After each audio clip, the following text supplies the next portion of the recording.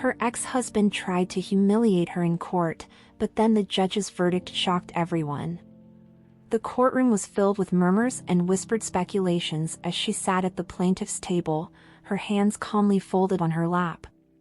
Across from her, her ex-husband lounged in his chair, smirking with unshakable arrogance. The trial had been ongoing for weeks, and today was supposed to be the final hearing.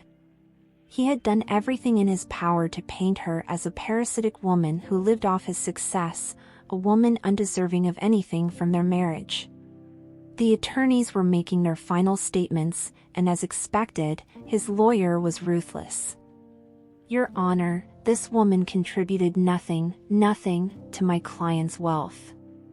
She merely enjoyed the luxurious life he provided, spending his hard-earned money while offering nothing in return."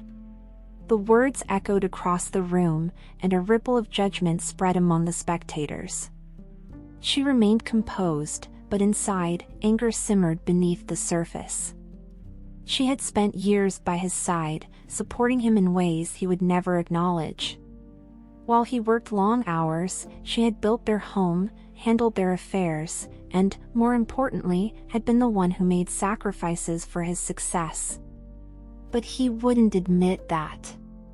Not now. Not when his entire strategy revolved around making her look like a gold digger. She caught his eye across the room, and he grinned, confident that his lies would stand unchallenged. The judge, an older man with a measured gaze, looked at her. "Do you have anything to say before I issue my ruling?" The courtroom grew silent. This was her moment. Everyone expected her to quietly accept her fate, to walk away humiliated while her ex-husband basked in his victory. But she wasn't going to give him that satisfaction. Taking a deep breath, she rose to her feet, her posture regal and unwavering. "Yes, Your Honor," she said, her voice steady. "I do have something to say. And I believe it will change everything. Years ago, things were different. Their love story had once been the kind that people envied, two young dreamers building a life together. He was ambitious, determined to create a business empire from scratch, while she was his greatest supporter. They had met in college, both struggling financially, both filled with dreams of success. He had ideas, but no funding. She had a stable job, and with no hesitation, she put her savings into his first business venture. At first, things were difficult. He worked long hours, and so did she, often picking up extra shifts just to ensure they had enough money to keep going. She believed in him wholeheartedly. She cooked meals late at night when he was too exhausted to eat, managed their bills, and handled all the household responsibilities so he could focus on his growing business. For years, she sacrificed her own ambitions, putting everything she had into ensuring that his dream came true. And it did. He became successful, his company flourished, and wealth poured in. But with success came change, and not the kind she had anticipated. The first warning signs had been subtle, so subtle that she convinced herself they weren't real. He started coming home later, claiming he was too busy with work. Their conversations, once filled with excitement and plans for the future, became dry and transactional. He began making important decisions without consulting her, treating her more like a spectator than a partner. But she stayed. She had been with him at his lowest. She wasn't going to leave now. Then came the dismissiveness. He no longer acknowledged her sacrifices. Whenever she brought up their early struggles, he waved it off, acting as though she had done nothing of significance. "I built this," he would say arrogantly. "Everything we have is because of my hard work." Those words stung, but she swallowed the pain. Maybe he didn't mean it. Maybe he was just stressed. The real breaking point came when she found out about the affair. He didn't even try to deny it. Instead, he laughed. "Did you really think I'd stay with someone like you forever?" he sneered. That night, she packed her bags and left. She wasn't going to beg a man who had long since stopped seeing her value. She thought leaving him would be the hardest part, but she was wrong. He had been meticulous in ensuring that all their wealth was tied to his name. Their house. His name. The cars? His name. Their bank accounts? He had control over them. She had nothing. She hadn't worked in years. She had devoted her life to supporting him, believing that their marriage was a partnership. But now, he was treating her as if she were an unwanted guest in his empire. "Take whatever you want," he had said smugly when she left. "But don't expect a single cent from me." And she didn't, at least, not yet. But she wasn't going to let him walk away unscathed. She knew her worth. And when the divorce proceedings began, she realized just how far he was willing to go to erase her from his life. The revelation of his affair had sent shockwaves through their social circles, but instead of feeling shame, he flaunted his new relationship. His mistress, a younger woman who had no idea of the sacrifices that had built his empire, paraded around in the luxuries that had once been hers. It was almost comical, the way they both believed that she would walk away with nothing. But what they didn't know was that she had been preparing. She had gathered evidence, documents, and testimonials. The court case wasn't just about money, it was about proving the truth. And as she stood there, ready to speak, she saw the momentary flicker of doubt in his eyes.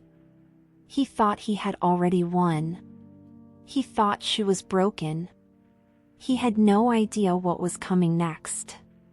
The moment she stood up to speak, her ex-husband let out an audible scoff, rolling his eyes as if the very idea of her having anything important to say was ridiculous. "Oh, this should be good," he muttered under his breath, loud enough for the people in the front rows to hear. A few chuckles rippled through his side of the courtroom, his lawyer, his mistress, and even some of his associates who had come to witness what they believed would be his ultimate victory. He leaned back in his chair, arms crossed, exuding arrogance as if the trial was nothing more than a formality. "Your Honor, I hope we're not wasting the court's time," he added smugly, glancing at the judge as if expecting him to dismiss her on the spot. She didn't flinch. Instead, she carefully placed a thick folder on the table before her, her fingers brushing against the stack of documents she had spent months compiling. "I would like to present new evidence," she said calmly, her voice carrying through the hushed courtroom. For the first time that day, the judge's gaze sharpened with interest. He motioned for her to proceed, and as she began unfolding the truth that had been buried beneath years of manipulation, she noticed the first sign of unease on her ex-husband's face. His smirk wavered, if only for a second, but it was enough. He had walked into the courtroom with the confidence of a man who believed he had already won. But the moment she placed her first document before the judge, the shift in atmosphere was undeniable. It was a bank statement, dated nearly 15 years earlier, showing a large sum of money withdrawn from her personal savings and transferred into his fledgling business. This was the first investment in his company, she stated firmly. "Made entirely with my money." A murmur spread through the courtroom. His lawyer immediately stood up to object, claiming irrelevance, but the judge held up a hand. "I'd like to hear her out," she continued, presenting record after record, her name listed on early business documents, emails showing her negotiations with suppliers when he was too busy to handle them, legal agreements where she had co-signed loans that had given his company its first financial foothold. Her voice remained steady, unshaken by the growing panic in his expression. For years, he had rewritten their story, erasing her contributions, portraying her as nothing more than an accessory to his success. But with every piece of evidence she laid before the court, she dismantled that illusion. By the time she finished her first set of evidence, the silence in the room was deafening. Her ex-husband, who had spent weeks ridiculing her, now sat rigid in his chair, his fingers twitching as he adjusted his tie. The judge, leaning forward slightly, studied the documents before him. "Mr. Reynolds," he finally said, addressing him directly. "Would you care to explain why none of this was disclosed in your financial statements?" His lawyer, clearly flustered, fumbled with his notes. "Your Honor, this information was not deemed relevant because my client was the one who ultimately built the company into what it is today.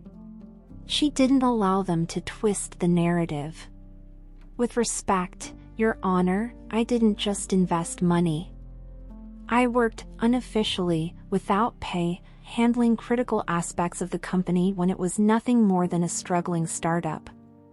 I helped secure early contracts, I handled negotiations, and I even forfeited my own career so that he could chase his dreams. If we are to argue who built that company, then let's tell the whole truth." The judge's gaze flickered to her ex-husband, waiting for a response. But for the first time in the entire trial, he had none. His hands clenched into fists, his jaw tightening as he stared at the documents before him. This wasn't supposed to happen. She was supposed to be humiliated today, to be reduced to nothing but a scorned ex-wife trying to milk him for money. Instead, she had turned the entire courtroom against him with cold, hard facts. His lawyer whispered furiously in his ear, but he barely registered the words. He could see the way people were looking at him now, no longer admiring, no longer amused. The judge's patience was running thin, and for the first time, he felt something he hadn't expected: fear. She remained standing, her presence unwavering. "I have more," she said simply. "Much more." And with that, she reached for another folder, this time filled with emails, contracts, and records that would make it impossible for him to deny what was coming next. His hands trembled slightly as he reached for a glass of water, and for the first time since this trial had started, he no longer looked like the man in control. She had spent months preparing for this moment, anticipating every possible move he could make to discredit her. What she unveiled next wasn't just proof of her involvement in the company's foundation, it was something far more damning. "Your Honor," she continued, her voice still calm, still precise. "I would like to introduce evidence of financial misconduct." A gasp rippled through the courtroom. His lawyer immediately shot up, ready to object, but she was faster. "Before you argue, let me be clear, these are bank statements, signed agreements, and testimony from individuals who have first-hand knowledge of the matter."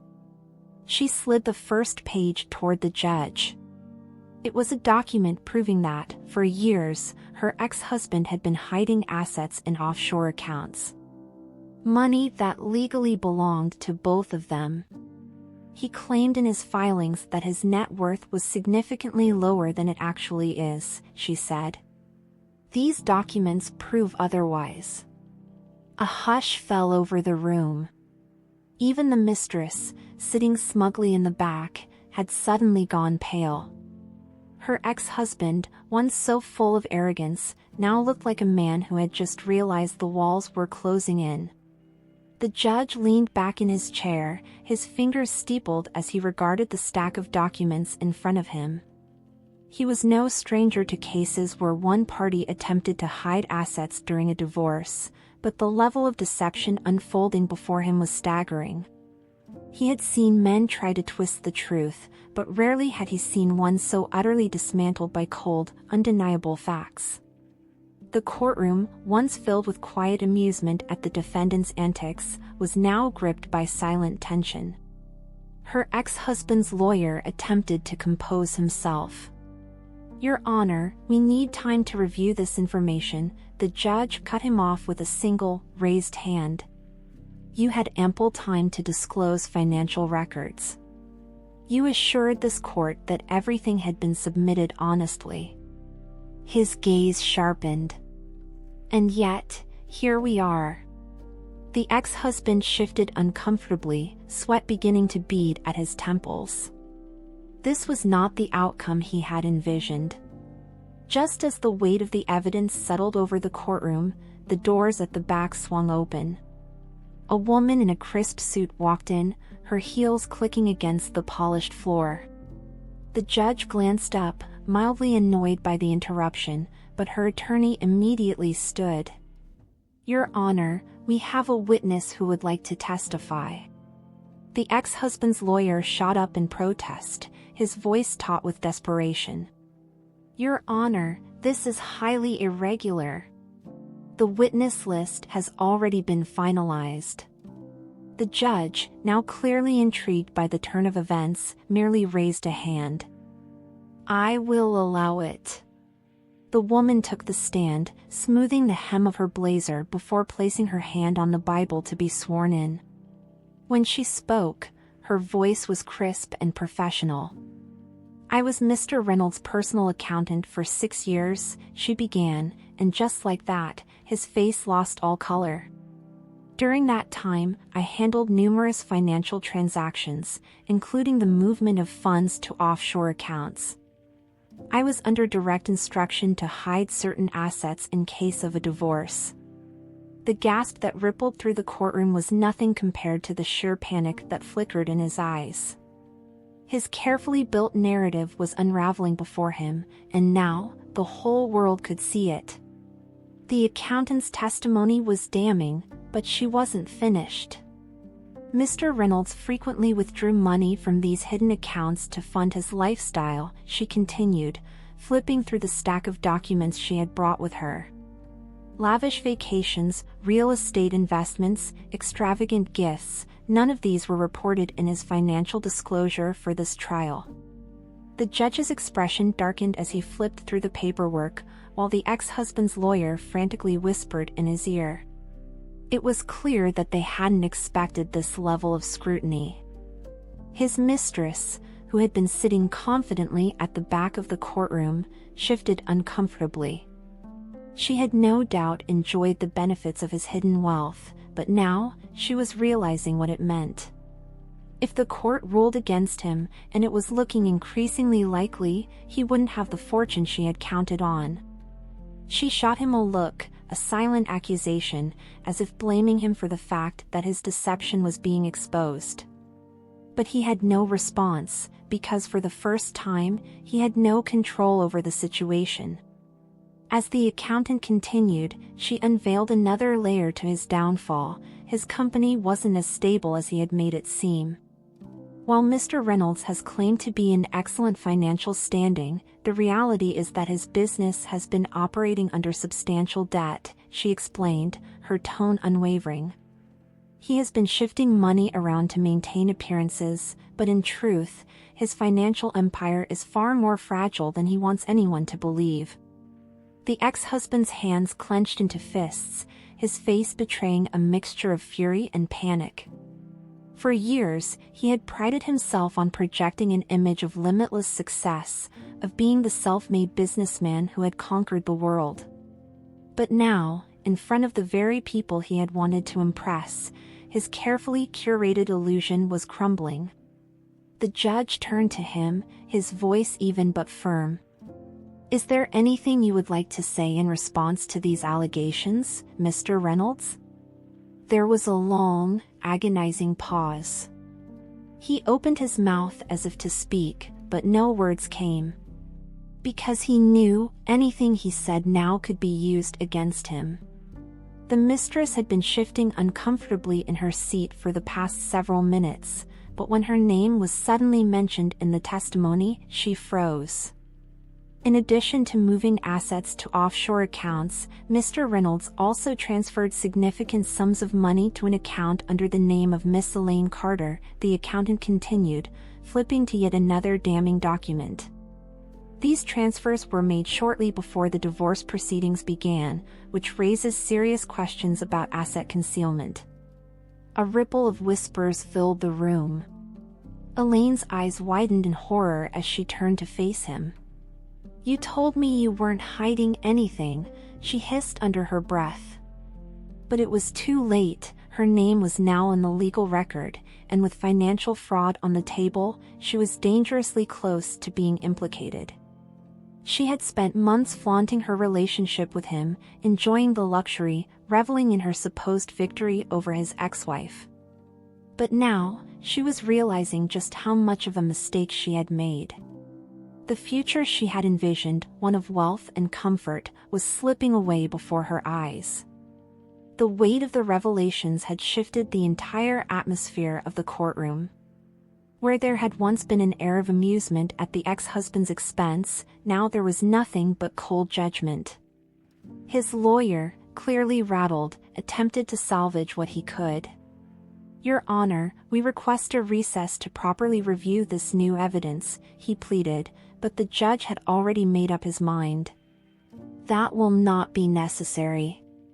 His voice cut through the room with finality, silencing any further objections. The ex-husband, once so smug, so untouchable, now sat in stunned silence.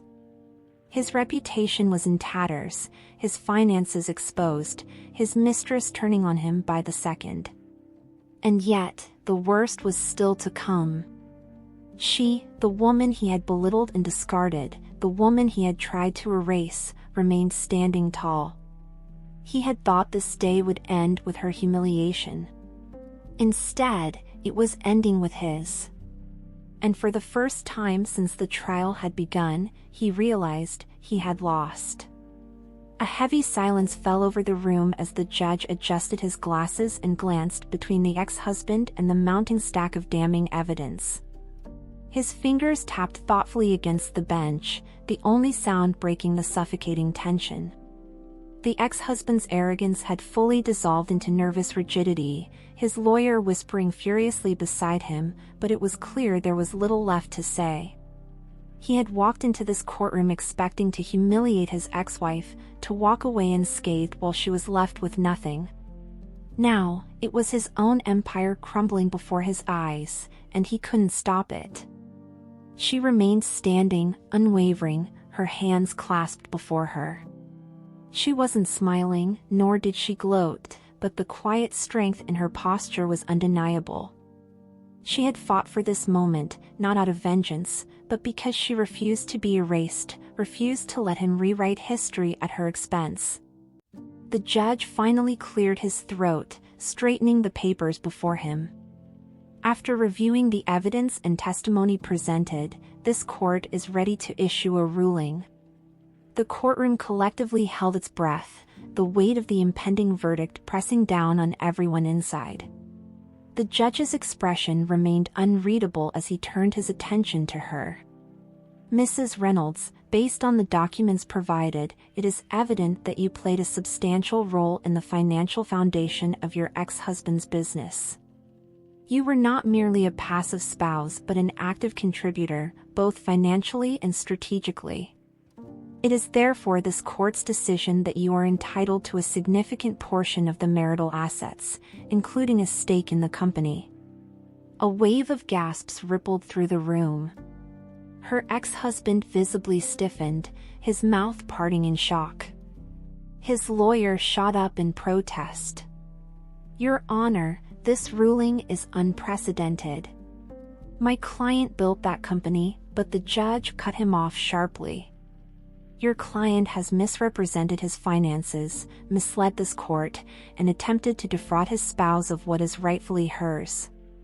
If you wish to argue against this, I will remind you that I have grounds to refer this case for further criminal investigation." The color drained from the ex-husband's face, his hands tightening into fists. For the first time, he realized this wasn't just about money anymore, his very freedom was on the line. The court stenographer's keys clicked methodically as the judge finalized the decision, but all the ex-husband could hear was the roaring in his ears. This was supposed to be his victory lap, the final nail in his ex-wife's humiliation. Instead, he was being stripped of his wealth, his company, and potentially his future. His lawyer had already begun whispering something about appeals, about finding loopholes, but the weight of reality had already set in. The mistress beside him had pulled out her phone, rapidly typing, likely to one of her friends, already preparing her exit strategy. She, meanwhile, simply nodded at the judge's ruling. There was no gloating, no smirk of triumph, just quiet relief. This wasn't about revenge. It had never been about revenge. It was about justice, about reclaiming what had been taken from her. Her ex-husband had spent years dismissing her, treating her as insignificant, but today, the world had seen the truth. She had been the foundation of his success, and now, she was walking away with what she deserved. He had belittled her, betrayed her, underestimated her. And now, he was paying the price. Elaine had sat in stunned silence for most of the verdict, her manicured nails tapping against the table as her mind raced. She had envisioned a life of luxury, of security, basking in the wealth her lover had accumulated. But now, she saw it slipping away, and she had no interest in staying by his side for the fallout. She leaned in close to him, her voice barely above a whisper. "I didn't sign up for this," she hissed. "You told me everything was handled. You lied to me." His jaw clenched, but he had no response. What could he say? He had lied to everyone. When court adjourned, she stood abruptly, grabbing her designer purse and walking briskly toward the exit without so much as a backward glance. People whispered as she passed, but she didn't care. She wasn't about to stay with a man whose wealth had just been legally divided. She had no loyalty to him, just to the lifestyle he had promised. But now that the money wasn't guaranteed, she had no reason to stay. She disappeared through the double doors, and with her went the last vestige of his delusion that he still had control over anything. Reality hit him in waves. The loss of assets, the potential criminal investigation, the public humiliation. But it wasn't until he stepped outside the courthouse that the true weight of it all crushed him. Reporters were waiting, cameras flashing, microphones shoved toward him. "Mr. Reynolds, do you have any comments on today's ruling? How do you feel about losing your company? Will you be facing charges for financial fraud?" He turned away from the crowd, his mind reeling. He had spent his entire life cultivating an image of power, of untouchable success. Now, he was nothing more than a scandal. She, however, walked past him without a word. The press swarmed around her instead, but she met their questions with grace. "I have nothing more to say than what was proven in court," she said simply. "I am just grateful that justice was served." And then, just like that, she stepped into a waiting car and disappeared down the road, leaving him standing there, alone, ruined, and utterly powerless. The day after the trial, she woke up to a quiet morning sunlight streaming through her window. For the first time in years, there was no weight pressing down on her chest, no feeling of being trapped beneath someone else's shadow. She had spent so long fighting for her freedom, for her dignity, and now, she had it. It wasn't just about the money, it was about knowing that she had one. She had proven her worth, not just to the court, but to herself. She had options now, a future that wasn't dictated by the man who had once controlled everything. She could rebuild, rediscover the parts of herself that had been pushed aside for so long. As she sipped her morning coffee, she allowed herself a rare smile. This was her moment. And for the first time in years, she was excited to see what came next. A week after the verdict, she received an unexpected message. It was from him. "I want to talk," it read, and for a brief moment, she considered ignoring it. But something in her curiosity got the better of her. She met him in a quiet corner of a coffee shop, watching as he walked in, looking 10 years older than the last time she had seen him. His suit wasn't as pristine, his usual confidence replaced with something that almost resembled humility. I just wanted to say that I was wrong," he admitted, looking down at the table. She didn't respond right away, letting the silence stretch between them. Finally, she exhaled, shaking her head slightly.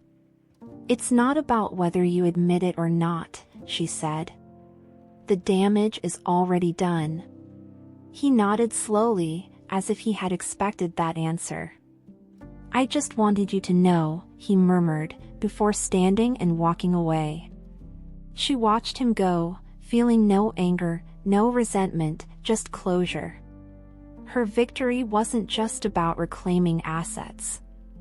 It was about reclaiming herself. The woman who had once been overshadowed, dismissed, underestimated, she was gone. In her place stood someone who had faced humiliation and turned it into triumph. She wasn't defined by her past anymore. She was free. And that, more than anything, was the greatest revenge of all. She stepped outside, the cool breeze brushing against her skin. The future was waiting. And for the first time, she was ready to embrace it. The weeks following the trial were a whirlwind of adjustments, but for the first time in a long while, she felt like she was in control of her own life. She no longer had to measure her worth by someone else's success or approval. The world that had once viewed her as nothing more than an accessory to her ex-husband's achievements was now seeing her for who she truly was, someone capable, intelligent, and resilient. Her phone was flooded with messages, some from old acquaintances who suddenly wanted to reconnect, others from business professionals who now saw her as a woman of influence. But she wasn't interested in meaningless connections. She had spent years being undervalued, and she wouldn't allow herself to fall into that trap again. Instead, she focused on herself, on rebuilding what she had lost. With the assets she had rightfully won, she made careful decisions about her future, ensuring that she was no longer dependent on anyone. She had been invisible for so long, standing in someone else's shadow, but now she stood in the light, on her own terms. Despite everything, she found that she didn't feel the burning need for revenge that she once thought she would. Seeing her ex-husband's downfall had been enough. His humiliation had been public, his finances in shambles, and his business left fragile after years of manipulation and deception. But what struck her the most was how quickly he had been abandoned by those who once idolized him. His colleagues distanced themselves, his friends stopped calling, and his former mistress, who had been so eager to replace her, was now nowhere to be found. She had always believed that karma had a way of balancing things out, and now she saw it unfold before her eyes. She didn't need to revel in his suffering. He had done that to himself. What mattered now was that she had moved on. She no longer carried the burden of his cruelty, nor did she let his betrayal define her. Instead, she embraced the peace that came with knowing she had won, not just in court, but in life itself. One afternoon, as she sat in her newly furnished home, her attorney called with an intriguing proposal. "There's an investment firm interested in meeting with you," he said. "They've followed your case closely and believe your experience could bring a valuable perspective to their company." She was momentarily stunned. Never had she considered stepping into the corporate world, let alone in a position of influence.